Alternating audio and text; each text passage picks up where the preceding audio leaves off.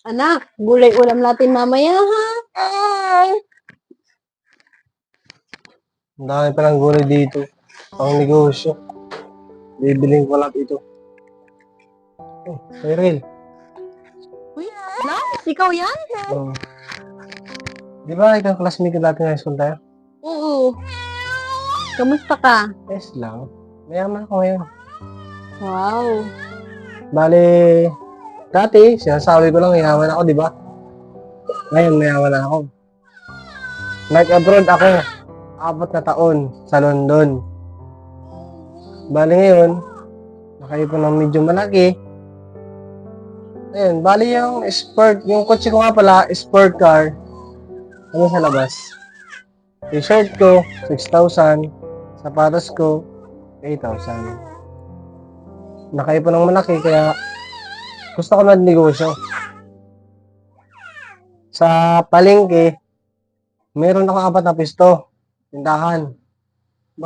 Gusto ko sana lagyan ng mga gulay, pantinda. Bale, gusto ko sana mamili ng gulay, kaso nasaan pala may araw nito? Bale, actually ay yun.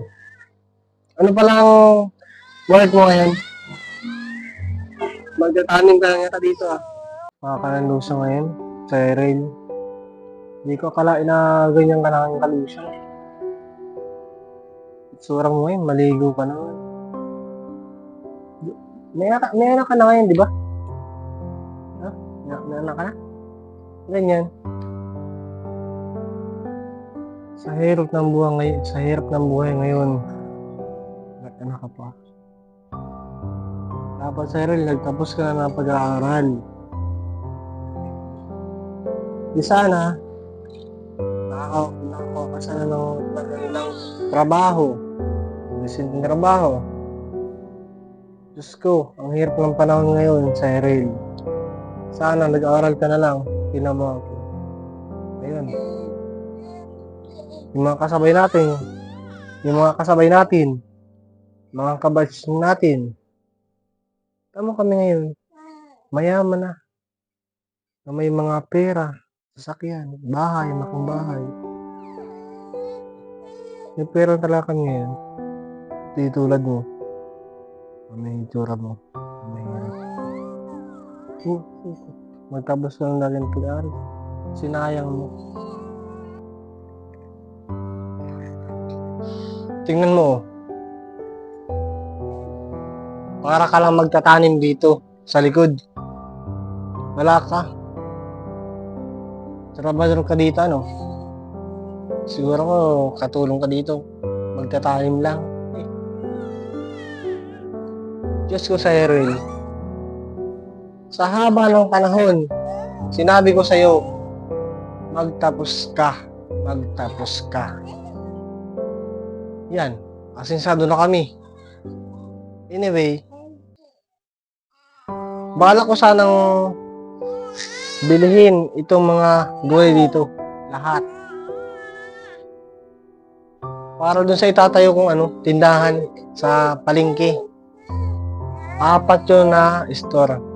Lahat yun, lalagyan ka ng gulay na paninda. Gusto mo maging katulong, pwede naman. Bibigyan ng sahod na maganda-ganda. Para kahit paano, makapag-ipon-ipon ka. Para dyan sa anak mo. Baka na mahirap mo yun, tinan mo. Sama ng klase mo. Tinan mo.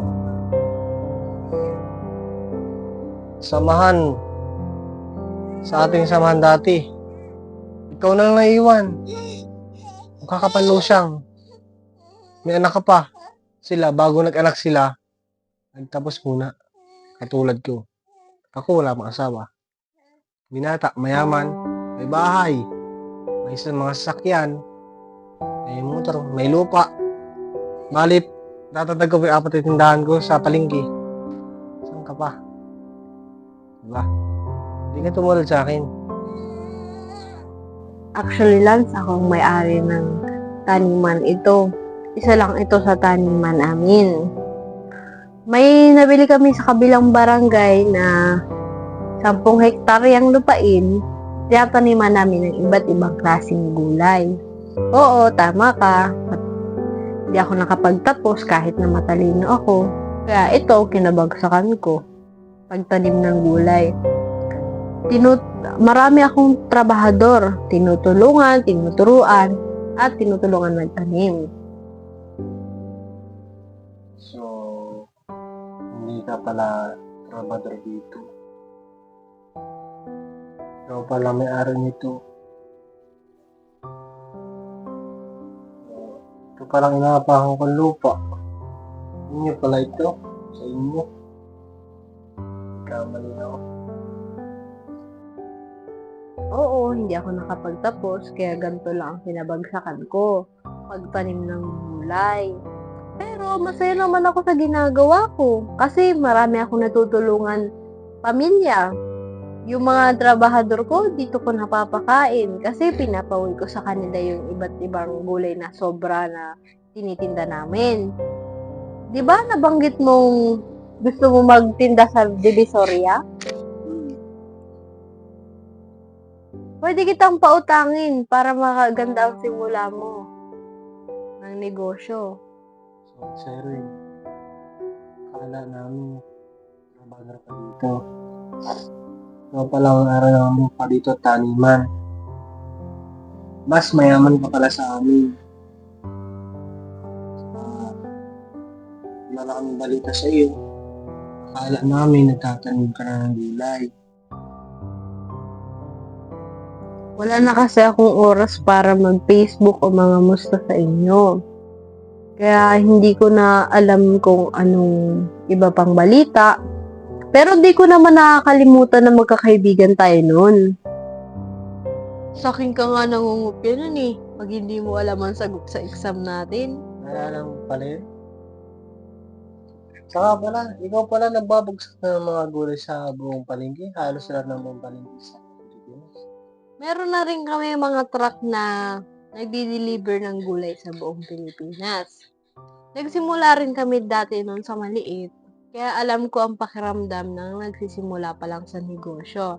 Kaya tutulungan kita sa pagtayo mo ng negosyo mo. Oo, nag-umpisa pa naman yung negosyo. Sana tulungan mo ako. Oo naman, ganyan naman ang magkaibigan eh, di ba? Nagtutulungan. Tara, pag-usapan natin. Tara, sige, pag-usapan natin sa office yan. O paano? Masaya ka na sa bago mong negosyo? Tutuwa ka dahil maraming iba't ibang gulay kami doon. Tara? Pag-usapan natin.